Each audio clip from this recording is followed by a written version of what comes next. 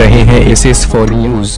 प्रत्येक खबर पहुंचाए आप तक। पश्चिम बंगाल के राज्यपाल जगदीप धनखड़ ने चुनाव के बाद हुई हिंसा से प्रभावित कूच बिहार का दौरा किया। 2 मई को विधानसभा चुनाव के नतीजे आने के बाद राज्य के कई इलाकों में हिंसा भड़की थी।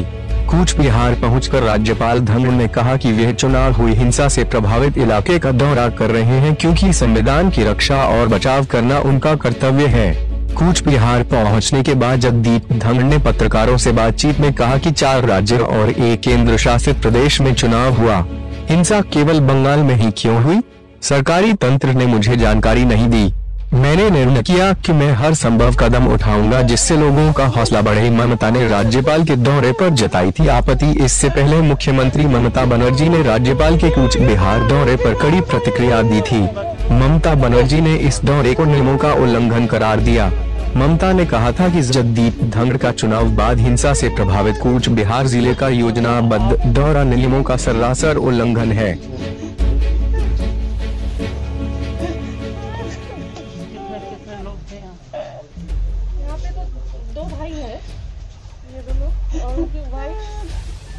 महंत परमहंस दास ने 24 तक बंगाल के हालात सुधारने को कहा, अन्यथा 25 को कर लेंगे आत्मदाह। पश्चिम बंगाल में राजनीतिक हिंसा से आहत अयोध्या के तपस्वी छावनी के महंत ने किया चिता पूजन। 24 मई तक स्थिति नियंत्रित करने का वक्त दिया है, अन्यथा 25 मई को आत्मदाह कर लेने की भी चेतावनी।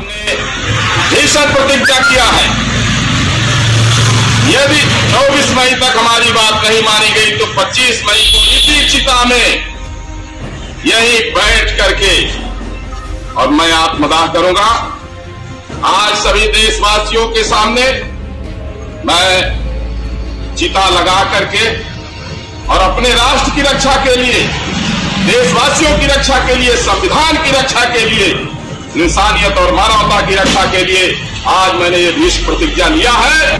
पश्चिम बंगाल में जिस तरह से चुनाव के बाद में हिंसा हुई है और वहां लाखों लोगों की हत्या हो रही है, जो ममता बनर्जी सोची समझी रणनीति के तहत करा रही हैं और उसको छिपा रही हैं। जब वहां भाजपा अध्यक्ष जेपी नड्डा चुनाव के पहले गए थे तो उनके ऊपर हमला हुआ था, और इसके बाद हिंसा के बाद में जब बीजेपी के विदेश मंत्री जब वहां पहुंचे तो उनके काफिले पर हमला हुआ। जब मंत्रियों के इतनी सिक्योरिटी के बाद उनके ऊपर हमला हो रहा है तो वहां आम पब्लिक की क्या स्थिति होगी? वो भी उन्होंने दावा किया कि पुलिस की मौजूदगी में उनके ऊपर हमला हुआ।